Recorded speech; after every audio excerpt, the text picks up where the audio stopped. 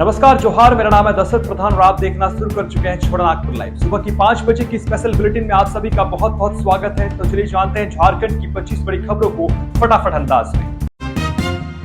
तो पहली बड़ी खबर देखिए, जहां एक्सिस बैंक का कर्मचारी बनकर फ्रॉड करने वाला साइबर अपराधी अरेस्ट यूपी और बिहार में कर चुका है ठगी।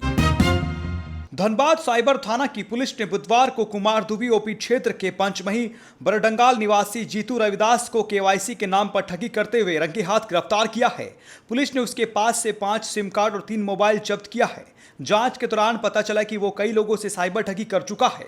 उक्त जानकारी गुरुवार को साइबर डीएसपी संजीव कुमार ने अपने कार्यालय में दी। उन्होंने बताया कि ठगी के शिकार हुए 3 लोगों की जानकारी पुलिस को मिली है। आगे की जांच के बाद कई अन्य जानकारी भी मिलेगी। पुलिस ने उसे जेल भेज दिया है। छापेमारी दल में इंस्पेक्टर रंजीत कुमार, विष्णु कुमार गोस्वामी, एएसआई मीर प्रफुल्लित लकड़ा आदि शामिल थे। डीएसपी ने बताया कि जीतू के पास से मिले 5 सिम में 3 नंबरों के खिलाफ एनसीआरबी पोर्टल पर शिकायत दर्ज है। प्रतिबिंब ऐप से पता चला कि इस सिम का प्रयोग कुमारदुबी में हो रहा है। इसी के आधार पर छापेमारी कर जीतू साइबर अपराध करते पकड़ा गया। पूछताछ में उसने बताया कि वो खुद को एक्सिस बैंक का कर्मचारी बताकर केवाईसी अपडेट करने के नाम पर ठगी करता है। उसने यूपी के मुन्ना सिंह से 2 बार 50-50 हजार रुपए की ठगी की। बिहार के एक व्यक्ति से 38,000 रुपए की ठगी कर चुका है। डीएसपी ने बताया कि पूछताछ में पता चला कि उसी क्षेत्र में रहने वाले आकाश रविदास जीतू को सिम कार्ड उपलब्ध कराता था। कुछ माह पहले ही जीतू ने आकाश से 6,000 में 5 सिम खरीदा और उसी से ठगी कर रहा था। इसके पहले भी आकाश ठगी में इस्तेमाल करने के लिए सिम कार्ड उपलब्ध कराता रहा है। पुलिस आकाश की तलाश कर रही है। किसके नाम पर सिम खरीदा क्या है, कहां से मिला है, इसकी जानकारी पुलिस जुटा रही है। अगली खबर देखिए, जहां झारखंड में माझी बाबा का तुगलकी फरमान, 12 गांव के 118 संताल परिवारों का सामाजिक बहिष्कार।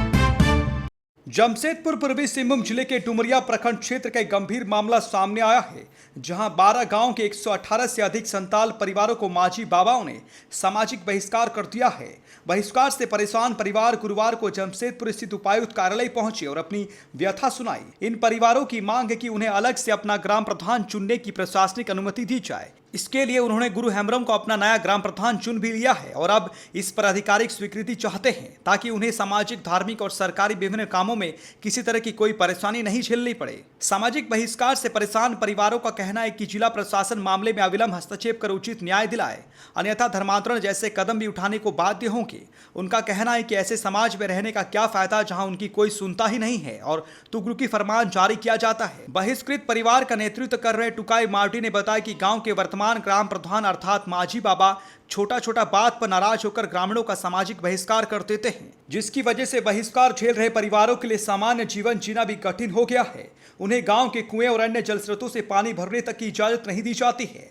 मृत्यु जैसे दुखद मौके पर भी अंतिम संस्कार तक नहीं करने दिया जा रहा है। माझी बाबा ने गांव वालों को सख्त हिदायत दी है कि वे बहिष्कृत परिवारों से बिल्कुल बातचीत न करें और धार्मिक कार्यक्रमों में भी शामिल न होने दें। उन्होंने बताया कि माझी बाबा और ग्राम प्रधान ने किसी भी सरकारी योजना के लिए जरूरी दस्तावेजों पर हस्ताक्षर करने से भी इनकार कर दिया है। इस वजह से बहिष्कृत परिवारों को सरकारी योजनाओं का लाभ भी नहीं मिल पा रहा है। अगली खबर देखिए, देवघर से है, जहां तंबाकू उत्पादों की बिक्री पर रोक लगाने के लिए पुलिस टीम ने की छापेमारी।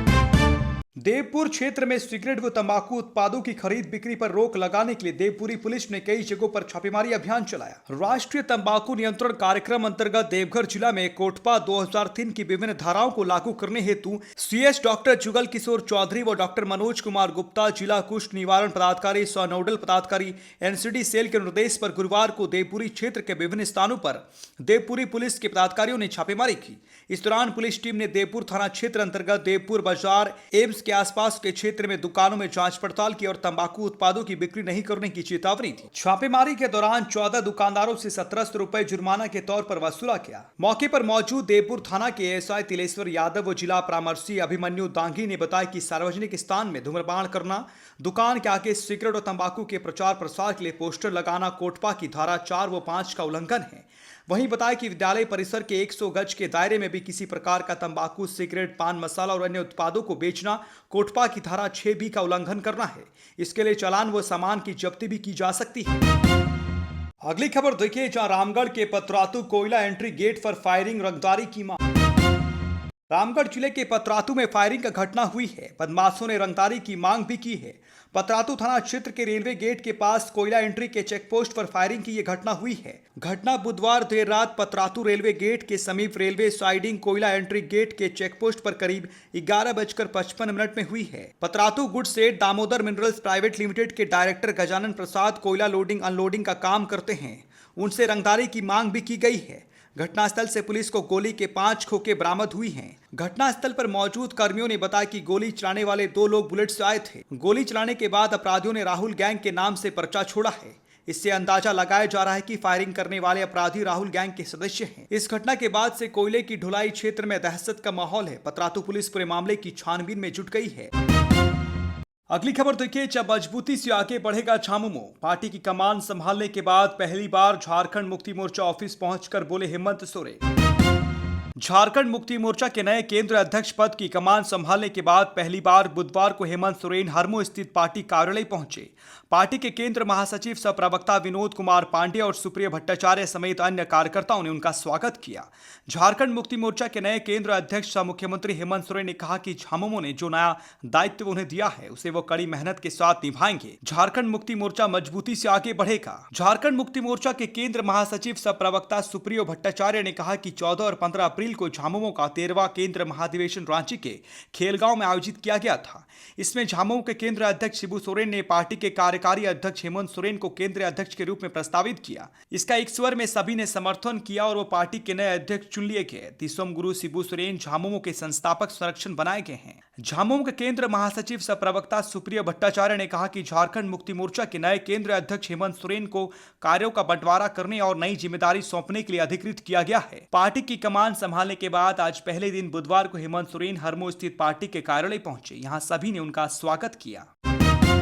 अगली बड़ी खबर देखिए, जहां देवघर एयरपोर्ट पर घने बादल और तेज बारिश में भी फ्लाइट की होगी सेफ लैंडिंग। डबल AI की बड़ी सौगात।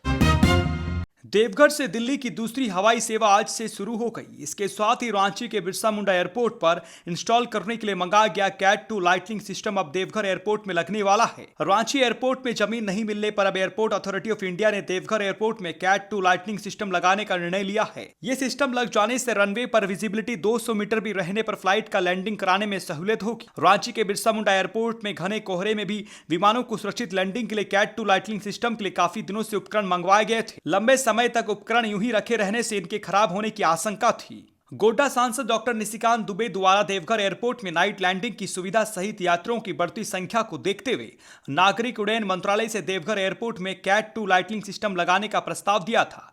सांसद के प्रस्ताव को ध्यान में रखते हुए मंत्रालय के निर्देश पर एयरपोर्ट अथॉरिटी ऑफ इंडिया ने देवघर एयरपोर्ट में कैट 2 लाइटिंग सिस्टम लगाने की मंजूरी दी है। जल्द ही देवघर एयरपोर्ट में कैट 2 लाइटिंग सिस्टम इंस्टॉल करने का काम चालू कर दिया जाएगा।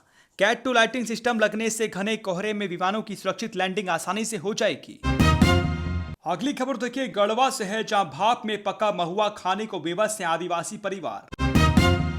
गढ़वा जिले के भंडरिया प्रखंड के एक आदिवासी परिवार के घर में खाने के लिए अनाज का दाना तक नहीं है। इन दिनों पूरा परिवार भाप में पका महुआ खाकर पूरी जीवन गुजार रहे हैं। स्थिति ऐसी है कि बिलचदान तुर्की के नवजात बच्चे को दूध तक मैसर नहीं है। मोहल्ले के लोगों का दिया बिस्कुट पानी में घोलकर बच्चे को दूध की जगह पिलाया जा रहा है। ये दुर्दशा भंडरिया प्रखंड के सुकृत पेट्रोल पंप के बगल में रहने वाले बायाखुरा गाँव निवासी बिलचदान तुर्की के परिवार की है। दरअसल बिलचंदान तुर्की की पत्नी सबनम तुर्की की मौत तालाब में डूबने से हो गई। कुछ माह पहले ही सबनम ने एक बच्चे को जन्म दिया था। इधर इस घटना के बाद पूरे परिवार पर दुख का पहाड़ टूट पड़ा है। घर में बूढ़ी मां तथा 3 बच्चे व एक नवजात की जिम्मेवारी ने बिलचंदान को विकट परिस्थिति पर लाकर खड़ा कर दिया है। इधर घर में अनाज का एक दाना तक नहीं है। तालाब में डूबने से पत्नी की मौत के बाद मृतक के आश्रितों को मुआवजा भी नहीं मिला है, जबकि पत्नी की मौत को करीब 5 महीने बीत चुके हैं। राशन कार्ड है लेकिन महीनों से अनाज नहीं मिला है। बिलचंदान तुर्की सहित मोहल्ले के लोगों ने बताया कि उसके पास राशन कार्ड भी है लेकिन महीनों से उसे राशन तक नहीं मिला है। स्थानीय मुखिया ने अनाज दिलाने का आश्वासन दिया था लेकिन उस परिवार को अनाज नहीं मिल पाया है। बिलचंदान बताते हैं कि थोड़ी बहुत मजदूरी करके बच्चों का पेट पाल लेते थे, लेकिन पत्नी की मौत के बाद तीनों बच्चों सहित नवजात को देखना काफी मुश्किल काम है। ऐसे में वो कहीं मजदूरी करने भी नहीं जा सकता है। घर में बूढ़ी माँ भी है।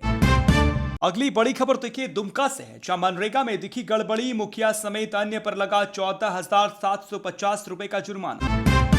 रानीश्वर पंचायत दिवस पर गुरुवार को बीडीओ राजेश कुमार सिन्हा ने पूरी टीम के साथ पाटजोड़ पंचायत पहुंचकर मनरेगा तथा 15वें वित्त आयोग की योजनाओं का निरीक्षण किया।